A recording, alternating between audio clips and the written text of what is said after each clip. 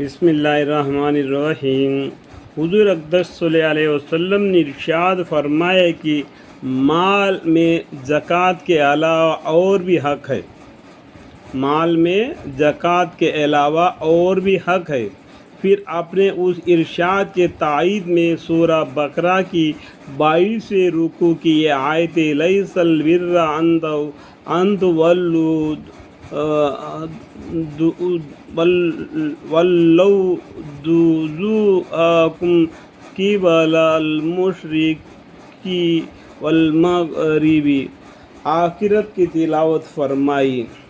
اسی آیت شریف کا بیان کے سلسلے آیت میں نمبر 2 پر گزر چکا ہے کہ حضور اقدس صلی اللہ علیہ وسلم نے اس آیت شریف سے یہ تجویز فرمائی کہ مال میں زکوٰۃ کے علاوہ اور بھی حق ہے، اور یہ تجویز اس وجہ سے ظاہری ہے کہ آیت شریف میں اپنے مال کے ارشادات پر خرچہ کرنے کا یتیموں پر، غریبوں پر، مسافروں پر اور سوال کرنے والوں پر خرچہ کرنے کا، قیدیوں اور غلاموں وغیرہ کی گردن چھڑانے میں خرچہ کرنے کا مستقل علیحدہ ترغیب دی ہے۔ دیکھو، مال کے اندر صرف زکوٰۃ ہی نہیں بلکہ اور زکوٰۃ دینے کے بعد میں بچا ہوا مال میں سے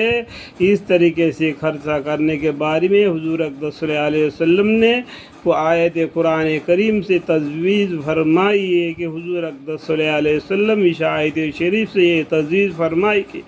مال میں زکوٰۃ کے علاوہ اور بھی حق ہے، اور یہ تجویز اس وجہ سے ظاہری ہے کہ آیت شریف میں اپنے مال کو رشتہ داروں پر خرچہ کرنے کی، یتیموں پر، غریبوں پر اور مسافروں پر اور سوال کرنے والوں پر خرچہ کرنے کے، قیدیوں اور غلاموں وغیرہ کے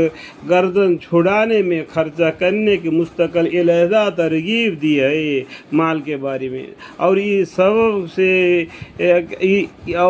سب کے بعد زکوٰۃ ادا کرنے کے علیحدہ ذکر فرمائی ہے۔ یہ سب کچھ کرنا، اس کے بعد میں زکوٰۃ ادا کرنے کے بارے میں علیحدہ ارشاد فرمائی ہے۔